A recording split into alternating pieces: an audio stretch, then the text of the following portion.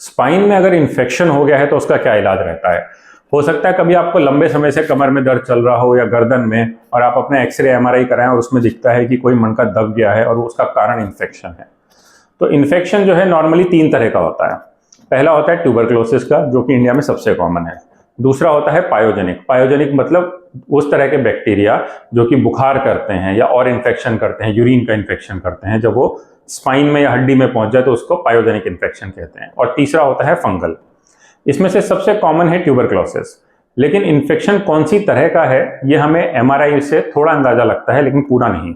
तो कोई भी अगर इन्फेक्शन है तो उसका स्टेप 1 ये है कि उसमें बायोप्सी होनी चाहिए। बायोप्सी मतलब वहां से हड्डी का हम टुकड़ा ले लें, जिसको आजकल हम सीटी गाइडेड बायोप्सी करना प्रेफर करते हैं, और ये लोकल एनेस्थीसिया में ही हो जाती है।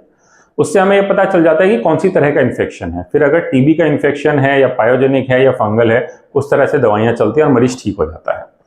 कोई भी तरह का इन्फेक्शन हो, नॉर्मली इसमें सर्जरी करने के इंडिकेशंस बड़े स्पेसिफिक हैं। पहला ये कि अगर इन्फेक्शन बहुत ज़्यादा है, उसमें हड्डियां टूट रही हैं, कोलैप्स हो रही हैं, अनस्टेबल हो रही हैं। दूसरा, अगर नस दब रही है जिसकी वजह से कि हाथों या पैरों में सुन्नपन, भारीपन हो रहा है, या फिर हाथ पैरों में पैरालिसिस हो रहा हो।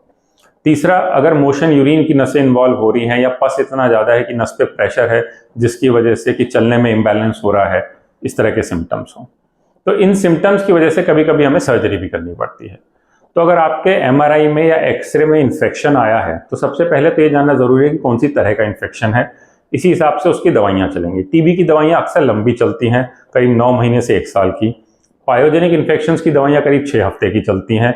और फंगल में डिपेंड करता है किस तरह की है दवाई, किस तरह का इन्फेक्शन है, उस तरह से दवाई कुछ महीनों तक भी चल सकती है।